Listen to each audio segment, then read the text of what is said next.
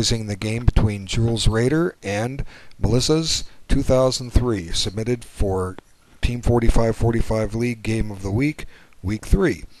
This opening will be a Queen's Gambit declined exchange variation.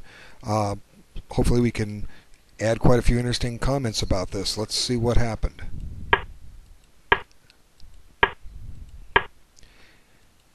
Okay, usually white doesn't make the exchange this early, but often it doesn't matter. It's possible that black may eventually push his C6 pawn up, C7 pawn up to C6, and if the exchange is made later, he may take back with the C pawn. Generally speaking, what usually happens in an exchange variation of the Queen's Gambit decline, the goal is that black will eventually put that pawn on C6, and white's pawn structure, the pawn will go to E3. And both sides are supposed to conduct minority attacks. I'll kind of point that out just a moment when those pawns reach those squares. I can illustrate it a little better with circles and arrows and diagrams and things. Okay, there's one of the key pieces where we want it. The other one isn't there yet. Okay, there it is. All right. Generally speaking, in a minority attack, the goal is, if you're not familiar with it, white will advance his B pawn up to B5. Often the A pawn has to go up and join it. It should black be playing A6. Now the basic idea is white will either exchange on C6, and if black takes back with the pawn, black has a backward pawn on the open file, or if black takes on B5, the D5 pawn will become an isolated pawn. And conversely, black is supposed to undertake the same thing on the king side. The black F pawn will advance to F4 at some point, and either exchange on E3, giving white a backward pawn on E3, or if white exchanges on F4, white would himself have an isolated pawn on D4. So that's kind of the theme you want to be playing for in this opening variation. If you conduct those strategies and your opponent doesn't follow through with what he needs to do and plays defensive to your strategy, you're going to have an initiative and the winning chances. So that's what you got to remember, how to play these openings. All right, let's see what happens. I really doubt we're in book, but the game is pretty much even right now. Okay, white. This game, both sides are getting their pieces developed. White has one piece yet to get developed, and that's his queen-rook. Black still has to get the queen and queen-rook out, but that's going to change here shortly. Okay, attacking the pawn. Now, what does white do here? You can move the pawn up to B3, but is that what you really want to do? As I explained earlier, you want to advance that pawn up to B5 as quickly as possible. So one strategy here might be to play rook A to B1, and then you're going to follow up with at a timely point with A3 and B4, or you could bring the other rook over to B1 and be conducting your attack on the on these two files. But probably not a good idea to bring the king rook to B1, even though that's going to happen later, simply because at some point you want rooks on the C file. As I explained, you might end up with an isolated pawn target on C6, and having to move it to B1 then back just wasted a move. Now, white's choice here isn't all that bad. Let's just see what happens. Okay, he plays knight A4. Now, the old saying, knight on the rim is dim. Well, not always. The knight attacks the queen and at the same time defends the pawn on B2. And anytime you capture a knight pawn with your queen, it's always risky. Maybe there's something to be said for not doing it. Let's just suppose, or letting it be taken. Let's just suppose, for instance, white plays rook AC1. Let's just analyze that real quick, just to get an idea here. Queen takes. Now you bring the rook to A to B1, and wow, look what white's accomplished here with this sequence. You've saved all the moves of having to advance your B2 pawn up to B5 and exchange it. It just happened for you. Plus, you've got a rook on the 7th rank, And I say the target on c6 is there. This doesn't mean white's winning, but white's got a plan. Black should probably be okay here. It's going to be a while for white to maneuver around and take advantage of that backward pawn, but then again, black doesn't have to go into this line either. Nobody's making black take that pawn on b2. This just shows you some of the risks of doing so. Okay, so knight a4, and this move could have worked out, as we'll see. Okay, queen b5, now b3. Now that kind of holds the knight in. Now again, as I said, knight on the rim is dim. Probably at some point you want to get it to c5. You just can't get it there now. There's too much firepower against it on that square right now. White only controls it with the d4 pawn. Black has the queen, knight, and bishop controlling c5. So going to c5 now is just going to lose a pawn, and white doesn't have enough play for it. Okay, knight e4. Now that exchanges off a bishop. White's a little closer to getting that knight into c5 now. Not yet, but he's closer. And he did have a chance to get it in there, and I'll show you that shortly. And here's the chance. At this point, probably what white should do is play bishop takes e4. Now black has two ways to recapture. He can take with the queen, or he can take with the pawn. Let's just take a look at each one quickly in turn. If you take with the queen, the knight comes into c5 with tempo.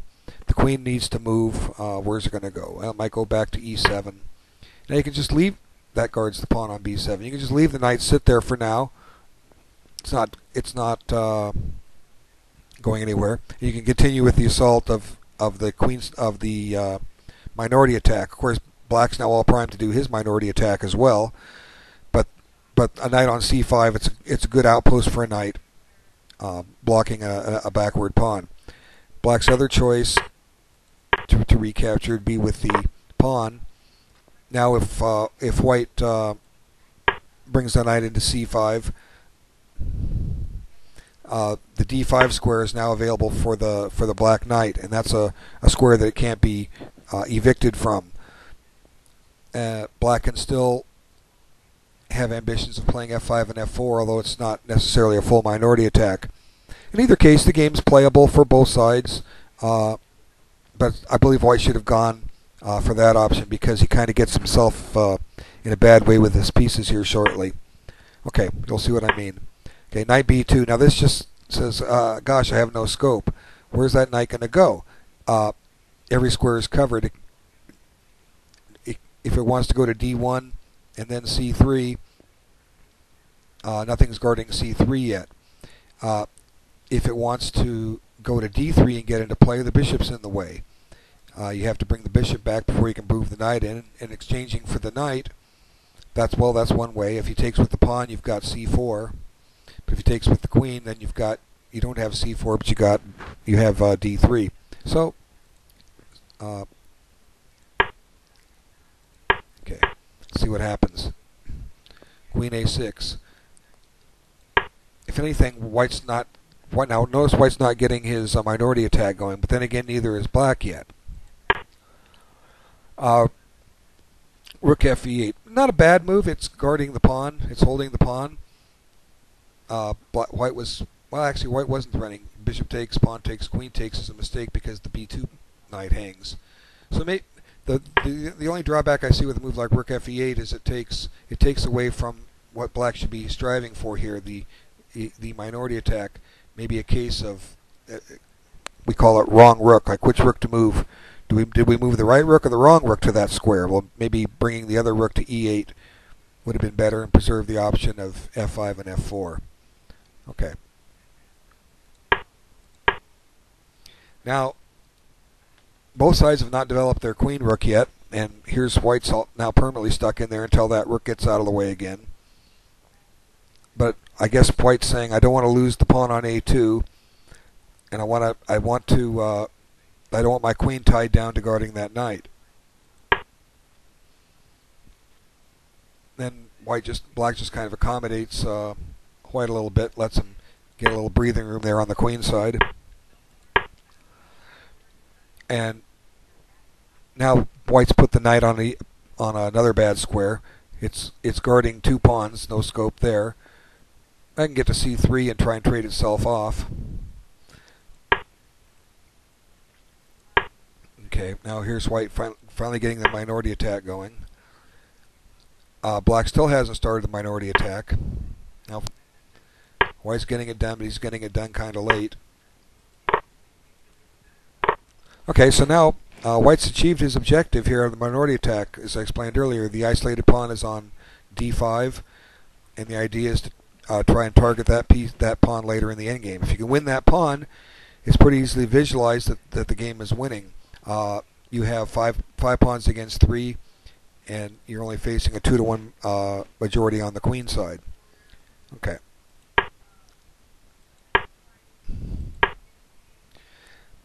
Now black decides to challenge white on the open file. White says, well, maybe I'll double my rooks. And black says, no, you won't. And black says, well, I'm going to stay in control of that open file. So I guess black has some compensation here for the fact that he has an isolated d-pawn. His pieces are a little better placed. The white knight on d1 is still out of play. The white rook still remains undeveloped. The queen has some pressure against d5, tying the knight down. The bishop doesn't have a great deal of scope on b5, but we can just save that piece for an endgame, and it would be a very good piece in an endgame if you eliminated all the pieces here except for the white bishop and one of the knights. Look at all those pawns on white squares. The color of white's bishop. They were all targets, and the white pawns are on black squares, giving the bishop a lot of room to maneuver. So even though the bishop isn't doing much for white now, it can later. And then now finally black gets his minority attack going, or her minority attack going. But now definitely black has a very nice position. Those knights are very, very powerfully posted. Everything is active.